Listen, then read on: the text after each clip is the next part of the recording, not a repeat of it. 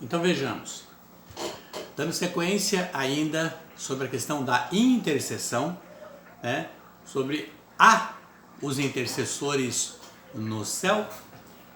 Os santos são os nossos intercessores. Nós vemos aí, como estava na sequência do primeiro vídeo, né? Vejamos que só Jesus ele mostra, não é? Ele mostra os méritos do que ele concedeu àqueles que ele escolheu e que na glória foram para estar junto dele, Cristo mesmo, o próprio Jesus, ele narra Abraão, veja bem, o próprio Jesus narra Abraão no céu. Eu peguei aqui a Bíblia, tradução de hoje, tá? Sociedade Bíblica do Brasil, né? E ela é Sociedade Bíblica do Brasil, né? Então assim, em português, versão moderna, né? Versão moderna, é a tradução João Ferreira de Almeida. Então tá aqui a Bíblia dos nossos irmãos evangélicos e eu estou fazendo também aqui pela Bíblia Jerusalém, tá? Vamos aqui por essa. Então diz aqui em Lucas 16, de 22 a 31, o que diz o próprio Cristo sobre isso. O pobre morreu, Lucas 16, 22 a 31, o pobre morreu e foi levado pelos anjos. O pobre morreu e foi levado pelos anjos para junto de Abraão na festa no céu. Veja, junto de Abraão na festa no céu. O rico também morreu e foi enterrado. Ele sofria muito no mundo dos mortos. Quando olhou, viu lá de longe Abraão e Lázaro ao seu lado. Então gritou: Pai Abraão, tenha pena de mim. Mande que Lázaro molhe o dedo de água e venha refrescar a minha língua, porque estou sofrendo muito neste fogo. Mas Abraão respondeu: Meu filho, lembre-se de que você recebeu na sua vida todas as coisas boas. Provém de Lázaro. Lázaro só recebeu o que era. Veja bem, o versículo 25. Mas Abraão respondeu: Meu filho, lembra-se de que você recebeu na sua vida todas as coisas boas. Porém, Lázaro só recebeu o que era mal. E agora ele está aqui, gozando tudo isto, enquanto você está sofrendo. Além disso, há um grande abismo entre nós, de modo que os que querem atravessar daqui até vocês não podem, como também os daí não podem passar para cá. Nesse caso, pai Abraão, disse o rico, peço que mande Lázaro até a casa de meu pai, porque tenho 5 irmãos, deixe que ele vá, e os avise para que assim não venha parar nesse lugar de sofrimento. Mas Abraão respondeu: os seus irmãos têm Moisés e os profetas para avisarem que os escutem. Isso não basta, pai Abraão, respondeu o rico, mas se alguém ressuscitar e for falar com eles, aí se arrependerão dos seus pecados. E Abraão respondeu: se eles não ouvirem Moisés nem os profetas, não crerão mesmo que alguém ressuscite. Veja, o próprio Jesus narrando no seu evangelho de Lucas, não é? Segundo Jesus Cristo, segundo São Lucas, escreveu, narra no seu evangelho 16, de 22 a 31, Abraão no céu. Isso já estava falando no primeiro vídeo da ida de Dimas junto de Jesus no paraíso, quando ele disse para Dimas: hoje mesmo estará comigo no paraíso. Então, atestar que não tem ninguém no céu que dorme no pó da terra, que estão esperando, não é real. Isso vamos contradizer o que está no evangelho. Existe já os santos no céu.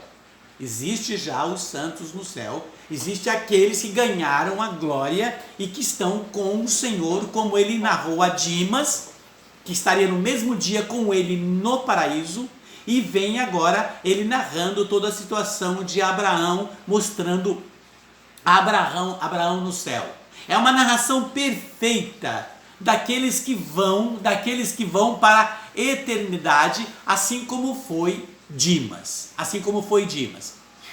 Quais os critérios que muitos usam para chamar alguém de santo? Quando nós usamos para narrar alguém como santo, como a pessoa santo. De Jesus, no Evangelho de Mateus, no capítulo 7, Mateus capítulo 7, Jesus ele narra assim, Mateus 7, deixa eu ir mais rápido aqui, né?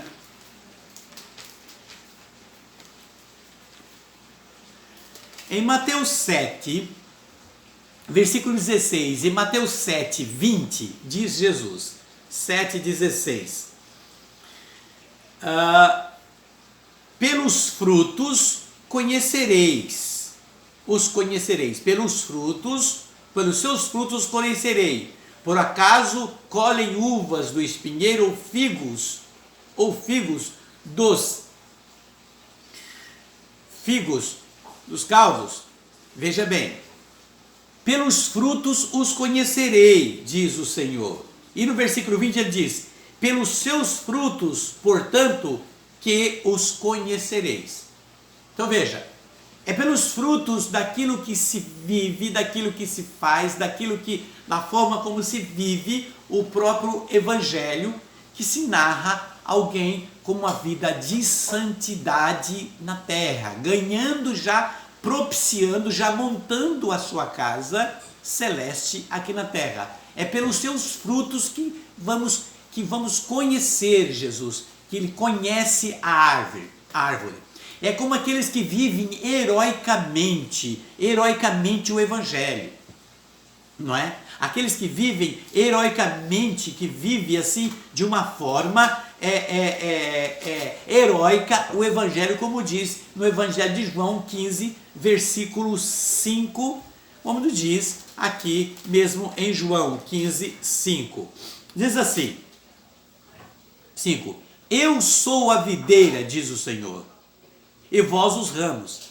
Aquele que permanece em mim e eu nele, produz muitos frutos. Veja, lá em Lucas, em Mateus 7,16, ele vem dizer assim, 7,16. O que ele diz em 7,16? Como nós vimos, pelos frutos conhecereis a árvore, conhecereis a videira, é pelos frutos que os conhece. E aqui em João 15,5, ele vem narrar sobre esse fruto. Ele diz, eu sou a videira. No Evangelho de João, Jesus Cristo segundo São João.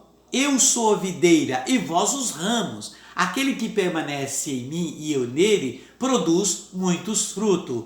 Porque sem mim nada podeis fazer. Então veja, Jesus ele começa a mostrar já que aqueles que estão nele vivem uma vida de santidade, pelos frutos do seu dia a dia, da forma da sua vivência de santidade já aqui na terra. É pelos frutos que se conhece alguém que com uma vida santa, com uma vida heróica, que viveram heroicamente o Evangelho, que viveram uma entrega total ao Senhor de uma forma não só de palavras, mas de ações, de entrega. Não só de entrega naquilo que ouve, e naquilo que lê, e naquilo que fala, mas nas suas ações, uma entrega total. Por isso que Jesus diz, é pelos frutos que conhece a árvore. E aí em João 15,5 ele vem dizer o quê? Jesus, ele mostra, não é? Que ele é a videira e nós somos os ramos, e ninguém pode dar frutos se estiver ligado nele. Estar ligado no Senhor dá frutos, 100 por um, como diz também a parábola do semeador. Não é? A semente vai dar frutos 100, 30, 60 e 100 por um. Não é? Na parábola do semeador, ele vem narrar claramente isso. Aí nós começamos já, a partir desse momento, visualizar esses santos que foram e que estão no céu, como diz João, que ele visualizava as almas santas no céu. Observe, João visualizava as almas santas no céu, como diz em Apocalipse, vou pegar a Bíblia aqui da tradução nossos irmãos evangélicos, Apocalipse 6, versículo 9. Apocalipse 6, versículo 9, aonde o Senhor, ele vem dizer aqui, tá? Vamos lá. 6, versículo 9. Então, diz o Senhor, então o cordeiro quebrou o quinto selo e vi debaixo do altar as almas dos que foram mortos, porque haviam anunciado a mensagem de Deus e tinham sido fiéis no seu testemunho. Veja, repito, veja a visualização de João já narrando muitos santos no céu, diante do Cordeiro. Olha, veja, repito. Então o Cordeiro, então 6:9, então o Cordeiro quebrou o quinto selo, o quinto selo, e vi debaixo do altar as almas dos que foram mortos, porque haviam anunciado a mensagem de Deus e tinham sido fiéis ao seu testemunho. João já começa a narrar, já visualizando aqueles que ele viu nos céus. É importante nós observarmos isto. Muitos se baseiam que não existe santo no céu por causa de duas passagens, né? Por causa de passagem, exemplo, 2 Timóteo 4:1. 2 Timóteo 4:1. Alguns narram que vem dizer assim, 2 Timóteo 4:1. Diz assim: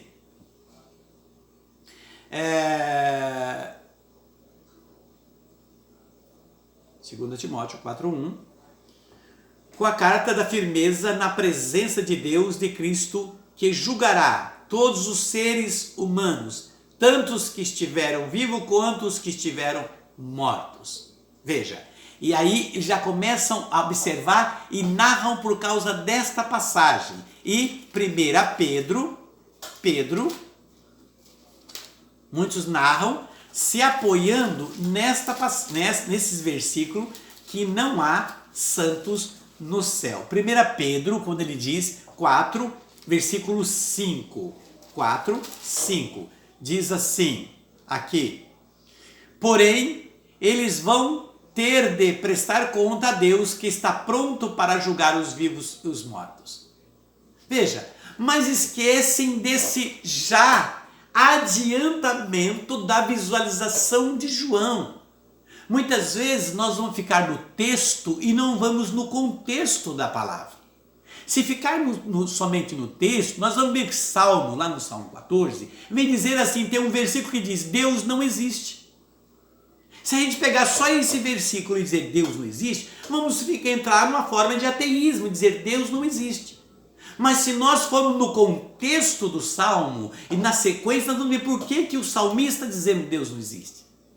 Entende? Então é a mesma forma de ficar somente nesse texto, desses dois versículos, para basear que não há santos no céu. E já esquecendo todas essas passagens narradas, onde o próprio Cristo proclama na sua palavra, no qual ele já leva diretamente Dimas, e depois automaticamente ele narra na passagem de Abraão, e depois Abraão mostrando Abraão no céu, e depois João na sua visualização vendo as almas santas no céu.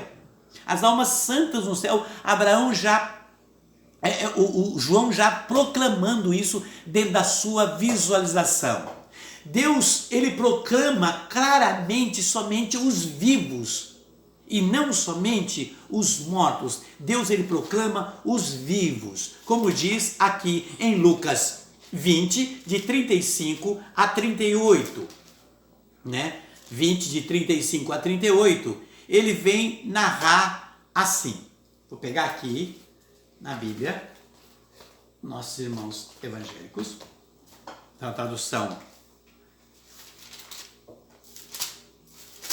de hoje, Lucas 20, de 35 a 38, diz assim: mas os que merecem alcançar a ressurreição e a vida futura não vão casar, pois são como anjos e não podem morrer, são filhos de Deus, porque ressuscitaram.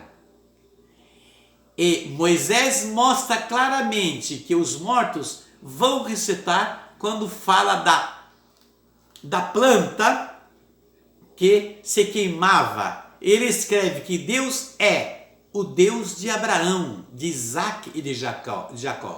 Isso mostra que Deus é o Deus dos vivos e não dos mortos, pois para ele todos estão vivos. Estás entendendo? Deus é um Deus dos vivos e não dos mortos. Por quê? O que está dizendo que se Deus é um Deus dos vivos e não dos mortos? Lembra da passagem em que que o anjo desce à igreja de Sardes e aquela igreja cheia? E o que o anjo diz àquele povo? És considerado vivo, mas estão mortos.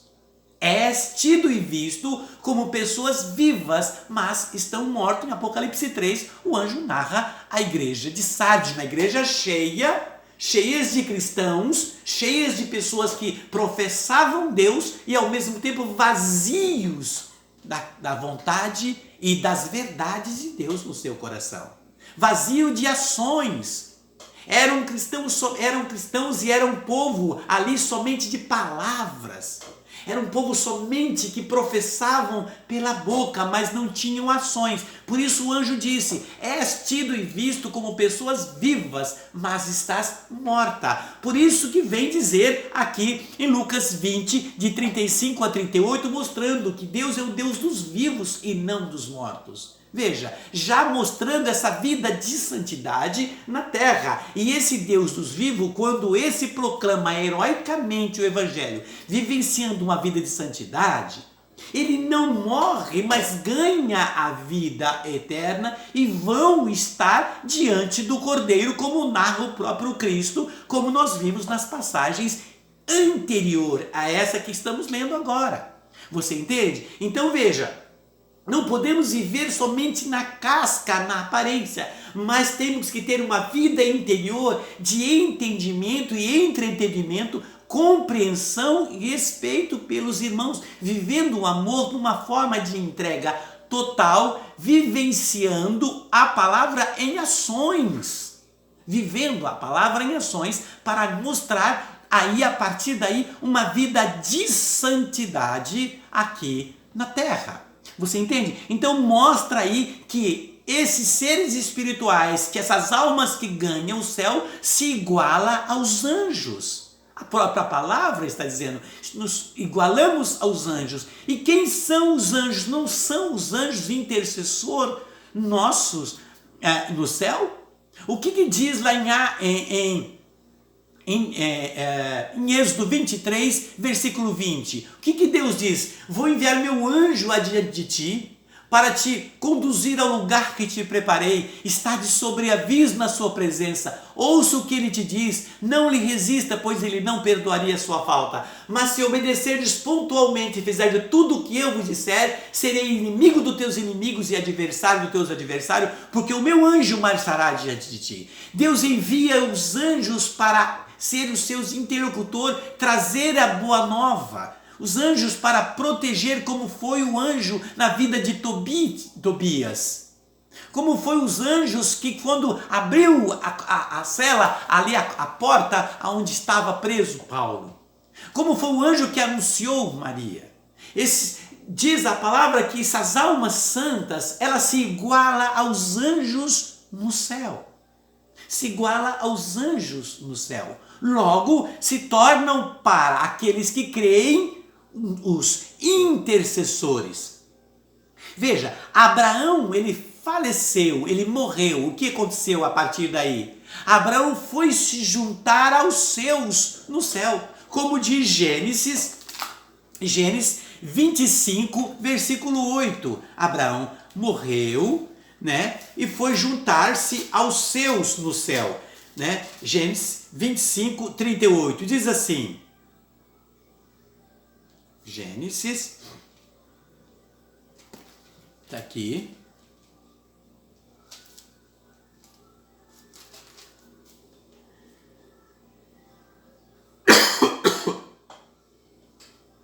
Abraão morreu e foi juntar aos seus no céu. Veja como é lindo. Morreu e foi se juntar aos seus no céu. Observa a passagem clara, como diz ainda aí em Lucas 16, de 22 a 31, não é? 25, 8 diz o quê? Vamos ler novamente, né? 25:8, ele morreu bem velho e foi se reunir-se com os seus antepassados no mundo dos mortos. Viver com os antepassados. Aí mostra Jesus mostrando em Lucas 16, de 22 a 31, que Abraão estava no céu, como a própria palavra narra para nós. É preciso entender que a palavra morrer na Bíblia, a palavra morrer, ela é citada de várias formas, não é? Em Atos 5, 5, versículo 10, a palavra morrer diz assim, expirou.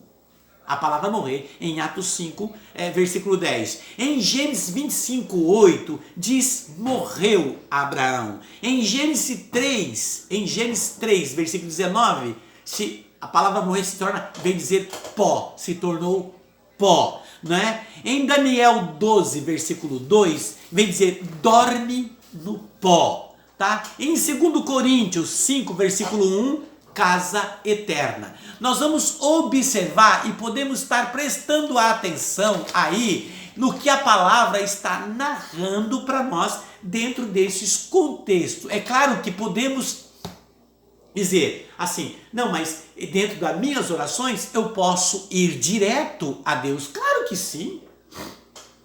Se aqueles ganham a santidade, porque eles tinham ganhar a santidade e ganhar o céu, é porque a fé era tão grande que eles foram direto ao Senhor, amém por isso, e não precisa da ajuda ou da intercessão de ninguém, né? Vejo muitas pessoas hoje que muitas vezes na igreja dizem, ô irmão, ore por mim. Isso é uma forma de intercessão. Quando eu peço a oração de um padre ou de um pastor para impor as mãos, eu estou, aquele padre, aquele pastor, ou aquele leigo, aquela leiga, aquele servo, aquela serva, está sendo um intercessor naquele momento, está impondo as mãos, está clamando o Senhor por aquela pessoa. Isto é também intercessão. Então é melhor não pedir. Se eu não creio na intercessão dos santos, não é do céu, logo eu tenho que extirpar a intercessão daqueles que aqui na terra que eu posso pedir oração por mim, não é? Então veja, logo eu preciso entender que a partir do momento que eu oro por alguém, eu estou intercedendo por aquela pessoa. Eu estou na forma de intercessão. Nós podemos ir direto a Cristo? Claro que sim, não é? Claro que sim, até sem marcar a audiência, porque ele disse o que a Pedro em Mateus no capítulo 18, tudo que ligar na terra será ligado no céu, e o que desligar sobre a terra será também desligado no céu. Aonde 2 ou mais, diz ele, estiverem reunidos em meu nome, ali eu estou, e tudo que pedirdes ao Pai de Jesus em meu nome, vô-lo farei, para que o Pai seja glorificado no Filho. Tudo que pedir ao Pai em meu nome, Jesus diz em Mateus 18. Porque tudo que ligar na terra será ligado no céu. Para pedir seja o que for. Perdão. Seja o que for. Logo, ele atende claramente, como diz o próprio Evangelho de Mateus no capítulo 11, versículo 28, quando Jesus ele narra sobre isto, não é? Mateus 11, 28 vem deixar bem claro que podemos sim falar direto ao Senhor, né? Sem interlocutor e direto ao Senhor. Claro que podemos, né? Como está escrito em Mateus 5, Mateus 11, versículo 28. Diz assim: Vinde a mim todos vós que estáis cansados sobre o peso do vosso fardo, eu vos darei descanso, né? Vinde a mim, vós todos que estáis cansados com o peso do vosso fardo. Como diz também em 1 Timóteo 2, versículo 5 e João 14, versículo 6. João 14, 6 deixa bem claro aqui também, né? Veja bem o que ele diz. Disse-lhe Jesus, eu sou o caminho, a verdade e a vida, ninguém vem ao Pai senão por mim, não é? Ninguém vem ao Pai senão por Jesus. Então observe, a partir do momento que alguém pede a intercessão de um santo, a intercessão, não é? Estes, logo como seres espirituais igualados aos anjos, vão a Cristo, a Jesus. É a Jesus. A graça concedida provém de quem? Do provedor, Jesus.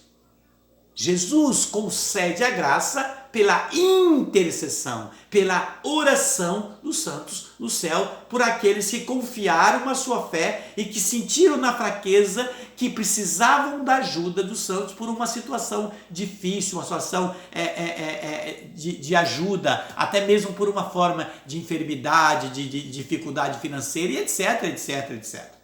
Né? Então veja, pede a ajuda dos santos no céu. Né? Vamos estar na sequência, dando sequência ao terceiro vídeo, não é? Que é a intercessão, ok? Vamos estar na sequência, vamos estar seguindo aí, vamos no próximo vídeo, né? Estamos juntos, eu e você, ok?